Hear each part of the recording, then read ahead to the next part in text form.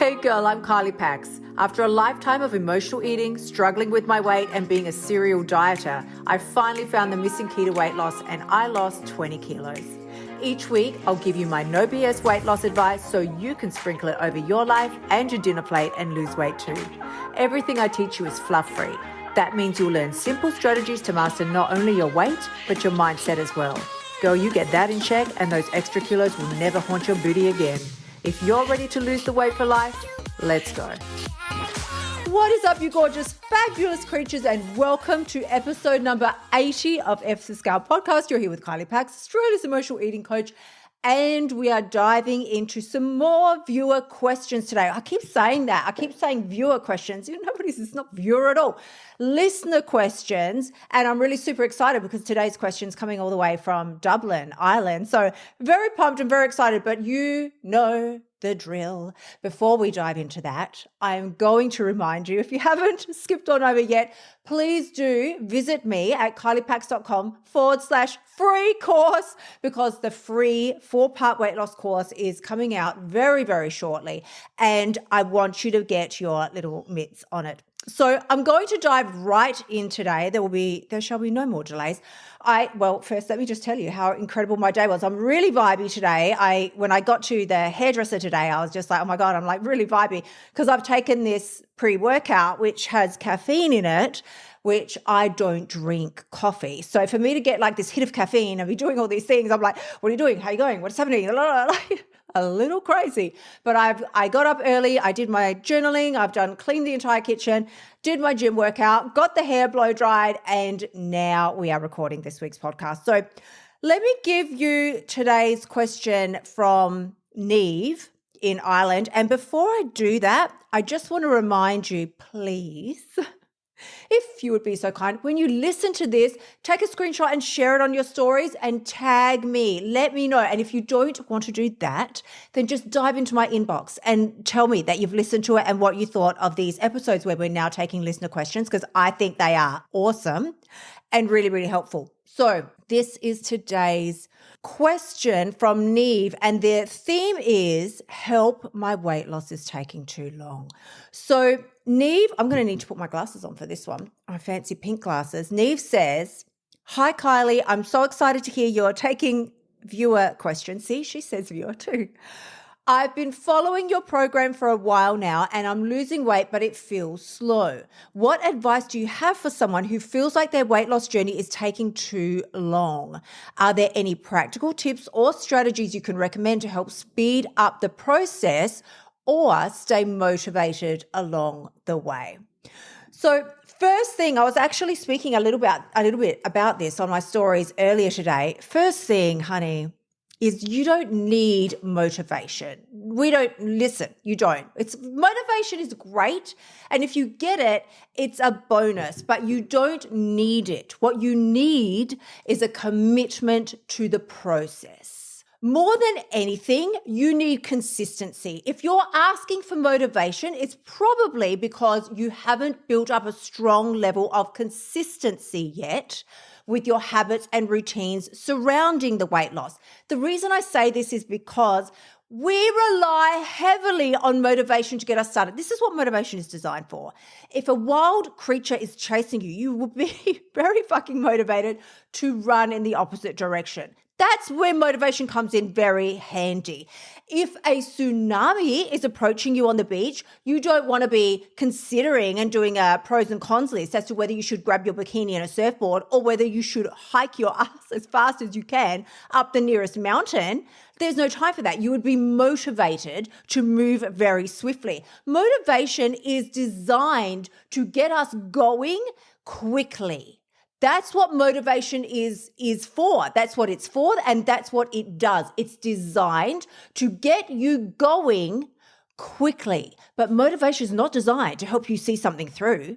Please ask anybody who's lost like a reasonable amount of weight if they were motivated to do it the whole way through. Nobody wakes up every single morning like, ding, can't wait to get out of bed today.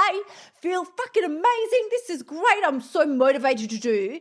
all the incredible things that I know are going to change my life. I'm motivated to skip the coffee and drink 2 liters of water. I'm motivated to choose the lettuce over the McDonald's. I'm motivated to go out for a walk this morning and do a 10-mile run rather than hit the snooze alarm and sleep in. Nobody.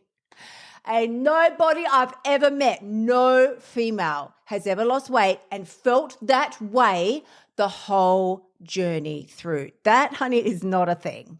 Motivation will get you started, but it's discipline that's going to see you through. So when you're asking in your life for more motivation, how do I get motivated? And once I get motivated, how do I keep it? How do I hold on to that scary little beast? You can't. It's transitory and it's designed to be that way, usually because it comes with a shit ton of adrenaline. Adrenaline is what will cause your fight or flight syndrome to kick in. Adrenaline is what's going to get you moving and pumping and making some progress, as I said, very quickly. But you can't live on adrenaline, and so many of us do these days, or we try to. But understand that adrenaline, while you might think this is great, let me just get my adrenaline pumping, but adrenaline also walks hand in hand with the hormone cortisol, which, if you are unaware, causes fat storage. Listen, honey, please. Stress causes cortisol and adrenaline to be released in your body, which causes weight storage, fat storage. Usually, it gets even better. Don't think that I haven't studied this, usually around the midsection. So if you want a fat waist, then put yourself in a position where you're constantly trying to get more and more motivated and get that adrenaline going, because it's fine for a short period of time. As I say to you, it's fantastic. Let's kickstart something. You know, when you hear terms like kickstart or jumpstart, let's do this 3-week thing. That's awesome. Of course, you're going to be motivated to do that, but don't think by week 3 that you're still going to feel the motivation and the excitement. You're not, because real life has fucking kicked in and you realize that you still have to pick kids up from school and make meals, and now they're eating pizza and you're supposed to be over here with your bean sprouts. Again, this is not helpful. If you're relying on that motivation to see you the whole way through your journey, you're going to find yourself living in what I call start-stop syndrome. Start-stop syndrome is something that I lived in for, my entire life, my entire weight loss journey happened with me living with start-stop syndrome. So it's not to say that it can't be done, because I did lose weight doing start-stop, but it's not ideal. It's probably why it took me a good 30 plus years to get where I wanted to go, because I was starting and stopping the whole way through. What does start-stop syndrome look like? It looks like you waking up on Monday morning, motivated as anything. Here we go. This is so exciting. My new plan, going to count the points, do all the things, and you're motivated and you're excited because it's new. It's new. So now you're excited and you're motivated. It's fantastic. But by lunchtime, and someone's brought the free Krispy Kremes into work, and now there's some pizza on offer, and the boss has asked you to work back late and he's going to buy Thai food. Well, you're not motivated now. Now you're fucking tired. You've been working all day. You've had 15 messages from the kids. Like, somebody's tire went flat. Another person's mobile is dying. Your mobile is dying. And you're supposed to work late and be excited about it. That Thai food's looking real good about now. There is no more motivation. That's when we fall into the stop side of the cycle. And we're just like, oh, fuck this. And we stop doing all the things that we know are good, A, that we know are good, B, that we know are going to progress us where we want to go, and C, which is my eating code number 2, where I tell you now what you want to do every morning is write down the foods that you're committed to eating that day. Like, I'm going to have this for breakfast, lunch, dinner, snacks. It's very easy. Breakfast, lunch, dinner, snacks. Your 6 a.m., 7 a.m. version of yourself is got all her shit together and she wants the best for you. So she's going to be writing down beautiful things. I'm going to have the oatmeal with the shredded apple and the cinnamon and the yogurt, and this is what I'm going to have. And that's going to be my breakfast. And the morning snack is going to be this with the coffee and the so forth. Like, you can have all the things. Like, the version of you in the morning that's making her plans, she has your best interests at heart. The 6 p.m. version of you that just wants to go home, but the boss is like making you work back late and getting Thai food, she doesn't give a shit. She just wants to feel better. That's where, if you were kicking in and using eating code number 2, it would help you a lot. But meanwhile, you would now be falling into what I call start-stop syndrome. And now when you stop when you stop doing all the things that you know are helpful for you, you get a little rush of dopamine because you get a little bit of relief because you weren't liking what you were doing before anyway. You're probably making shit choices. Like, I'm going to eat the lettuce sandwich with a lettuce sandwich with lettuce, replacing the bread. So it's just lettuce with lettuce inside and another piece of lettuce. We can't have carbs, please. What sort of an idiot's eating carbs? So this is what we're doing. We hate it the whole way through. And then we wonder why we feel so compelled to stop. And why when we do stop, we feel this little rush of relief and like you can actually breathe and exhale. How many of you have felt that? I felt that my whole entire life. I would start a diet. I would start some fancy plan and I'd get a day or two in and then I would decide I just can't hack this anymore. I can't take it. I just want to eat. And it's almost like I could breathe. It's like someone hooked me up to an oxygen mask. I felt like, a weight came off my shoulders. I could breathe again. Like, it was such a sigh of relief. And I was giving my brain a little hit of dopamine every time I did that, like a reward for quitting. And then we wonder why quitting seems so alluring because first of all, I wasn't following my eating codes back then. Secondly, I wasn't making choices that I felt good about. I was doing what I thought I needed to do, aka eating what I thought I needed to eat, which is, like I said, the lettuce sandwich, to get the weight off my body. All I cared about was, let me get this weight off my body. I will deal with the rest later. I'll figure out how to keep it off afterwards. I'll figure out all my shitty mindset afterwards. I mean, secondly, that is not a thing. That is not a thing. Whatever method you use to reach your destination, you're going to have to keep that method going in order to maintain what you have achieved. So this is why I say with my program and following the eating codes is that you've got to lose it how you want to live it. You cannot think that doing a juice cleanse and dropping 15 kilos is going to be successful unless you're prepared to replace 4 meals a week, 2 meals a day with juices for the rest of your life. The minute you start eating calorie food, like actual food, not a lettuce sandwich, but food, you're going to gain. Of course, weight's going to start coming back. And if you're anything like me, then you start shitting yourself and you're so petrified and you're so worried and you fall into the binge restrict cycle again. So here's the first thing you want to remember. This is for Niamh. This is not just for Niamh. This is for all of us. Here's the first thing we want to remember. If you can only do it for a short time, then you can expect short results. If you can only do it for a short period of time, then expect your results to stick around for a short period of time. That's what trying to live in motivation land will get you because it's not possible. It's not a thing. You can stay motivated for maybe 2-3 days before you get a roadblock or a road bump or something comes up to sort of divert you and kick you off your path.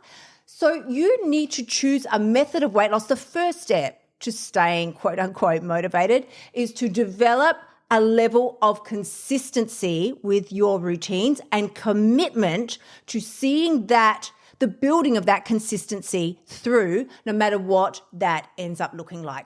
So my example, I'll just use me because who else am I going to use? My example, since the beginning of this year, I have dedicated myself to up-leveling my routines and my habits in every area of my life, but most certainly starting with my weight loss.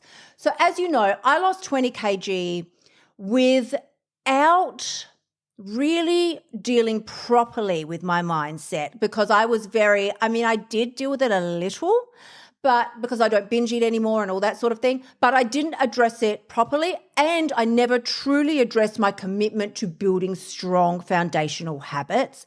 I spent a lot of my time still being very afraid of food, not feeling like I couldn't keep certain foods in the house. And if they were there, well, fuck. I mean, obviously I had to stuff my face with them. Like, please, what sort of an idiot do you think I am?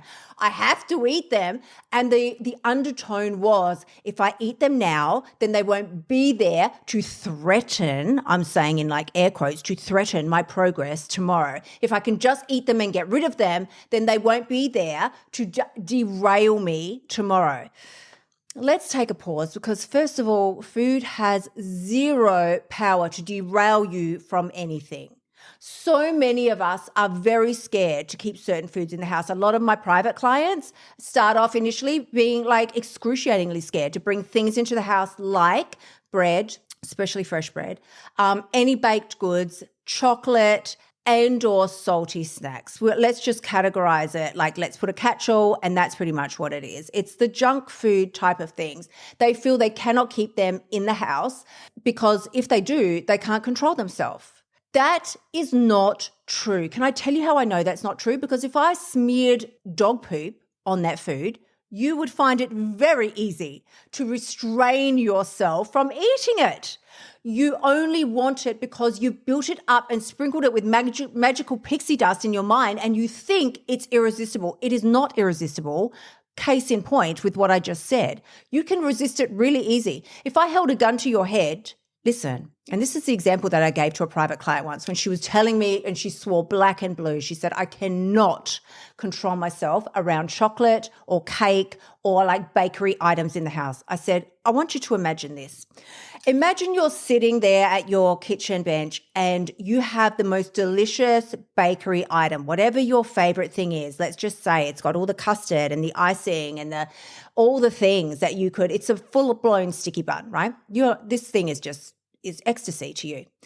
You're sitting there and it's in front of you. You pick it up, see yourself picking it up. You're about to put it to your mouth and take your first bite. You're salivating. This is going to be incredible. You can smell the sweetness from where you're sitting.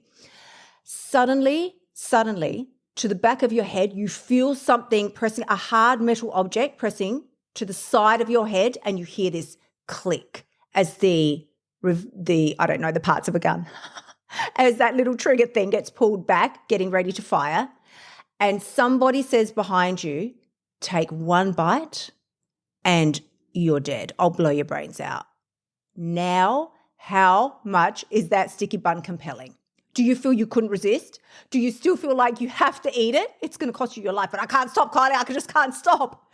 You would have no problem dropping that bun and stomping on it and throwing it out in the bin with delight and glee. You wouldn't feel compelled to eat it anymore. The only reason you do is because you're telling yourself sexy time stories that it's irresistible and you just have to have it. It isn't actually the truth. The truth is that you have full control. The truth is that you decide what you eat, when, and how much. The real truth is that you are in a position now to start building some habits and consistency around the things that you want to become a part of your life moving forward to the remainder of this year, and the habits that are no longer serving you and you want to drop them and let them go. And if it starts with the bullshit stories, like I can't control myself around food, I just need to eat all the food, that's something you can start by dropping. And let me explain this to you as well. Our brain doesn't like empty space. So if you just tell yourself, I'm not going to say those things anymore, but you don't replace them with something new, that isn't going to work either.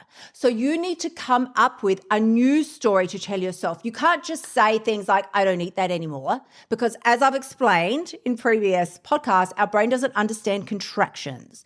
So it doesn't understand like the word don't. I don't eat that anymore. That doesn't hear it. It just doesn't hear the word don't. It just hears, I eat that. Like I eat it. So you need to tell yourself a new story like, I have full control around every type of food. I say what, when, and how much I eat.